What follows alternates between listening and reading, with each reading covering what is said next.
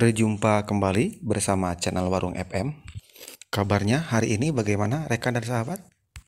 Semoga dalam keadaan sehat dan selalu bahagia tentunya ya.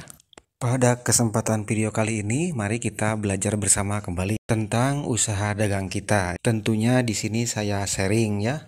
Dan jika ada rekan dan sahabat yang akan memberikan masukan atau memberikan komentar, ide-ide usaha lainnya, silahkan tuliskan di kolom komentar ya rekan dan sahabat ya. Dan jika rekan dan sahabat senang dengan konten-konten di channel Warung FM ini, untuk yang mau membantu perkembangan channel Warung FM ini, silahkan tekan tombol subscribe-nya ya, dan aktifkan notifikasinya, loncengnya ya. Dan jika suka dengan videonya, silahkan tekan tanda jempol ke atas ya. Terima kasih. Baik rekan dan sahabat, pada kesempatan kali ini saya mau sharing tentang pengelolaan keuangan secara sederhana di warung kelontong atau di toko sembako sederhana ya. Pengelolaan keuangan secara sederhana untuk warung atau toko kelontong sederhana ini maksudnya toko kelontong yang kepentingannya, keperluan keuangannya tidak begitu kompleks ya. Seperti sewa tempat atau omsetnya belum mendukung laba bersihnya untuk kepentingan kebutuhan kita sehari-hari ya. Dan cara pengelolaan keuangan sederhana ini saya lakukan dari pertama awal saya buka usaha warung sembako sederhana ya. Yang memang pada awalnya usaha warung sembako saya ini adalah sampingan ya. Karena memang profesi awalnya saya sebagai sales motoris freelance ya. Sebelumnya saya mohon maaf ini ya. Perihal pengelolaan keuangan warung sembako ini, walaupun warung sembako kita sederhana, sebaiknya menggunakan pembukuan ya, seperti yang sudah dibahas di channel senior-senior kita yang mengulas tentang usaha warung sembako ya.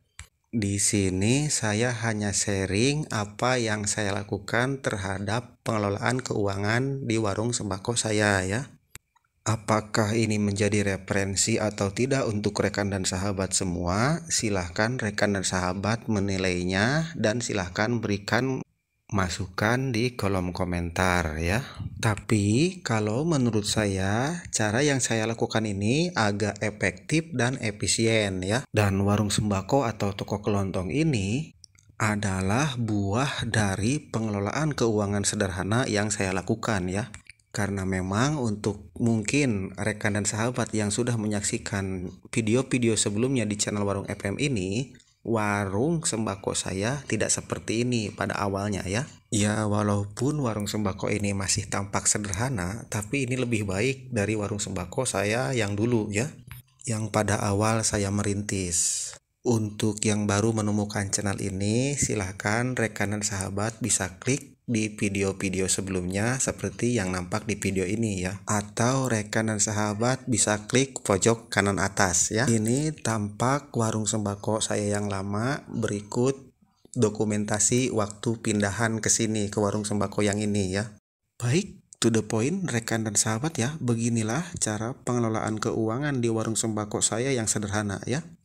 Ambil contoh omset 1 juta ya. Dan untuk keuntungan warung sembako atau toko kelontong itu sendiri ada yang mengambil keuntungan 10%, 8%, atau 7% ya. Dan kita ambil rata-rata yang keuntungan 8% ya.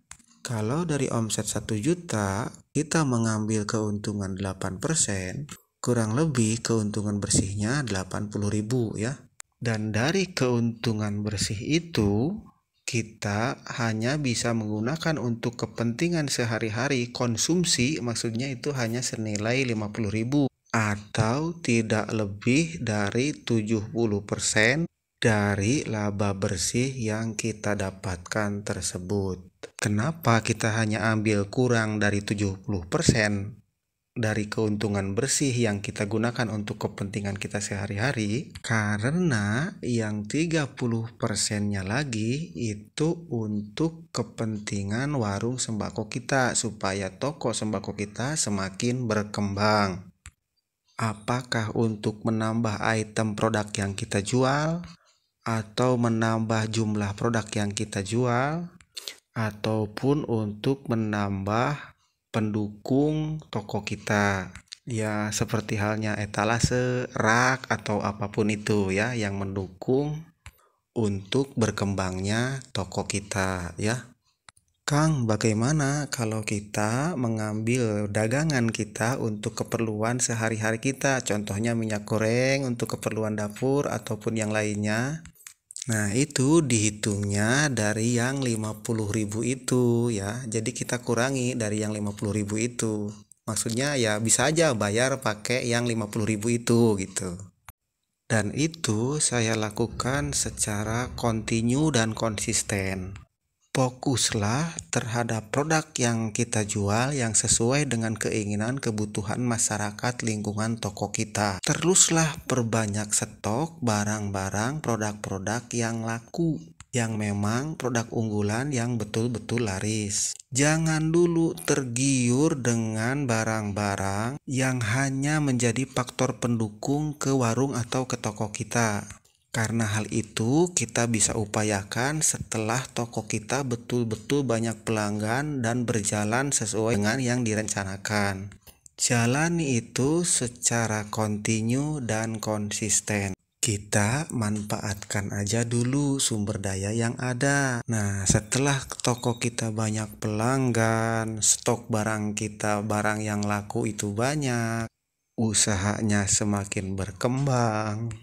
Kita bisa upayakan dari hasil usaha itu untuk membangun toko. Jika memang toko kita masih menyatu dengan rumah atau usaha warung sembako rumahan. Dan untuk yang seperti saya yang tadinya ngontrak bisa mengupayakan tempat jadi milik pribadi. Dan untuk faktor pendukung yang lain, kita bisa upayakan ke depannya. Jadi pada intinya kalau menurut saya selain pengelolaan keuangan yang baik, tentunya kita harus puasa keinginan. Puasa keinginan terhadap kebutuhan sekunder warung kita. Saya kira demikian rekan dan sahabat ya. Cara saya mengelola keuangan warung sembako atau toko kelontong ya dengan berpuasa keinginan itu tadi ya. Semoga ada yang bisa diambil manfaatnya ya. Sekali lagi di sini saya bukan maksud mengajari atau menggurui, hanya sharing saja. Ada kritik atau saran silahkan tulis di kolom komentar ya. Salam sehat, salam bahagia, salam untuk keluarga. Billahi taufik wal hidayah. Wassalamualaikum warahmatullahi wabarakatuh.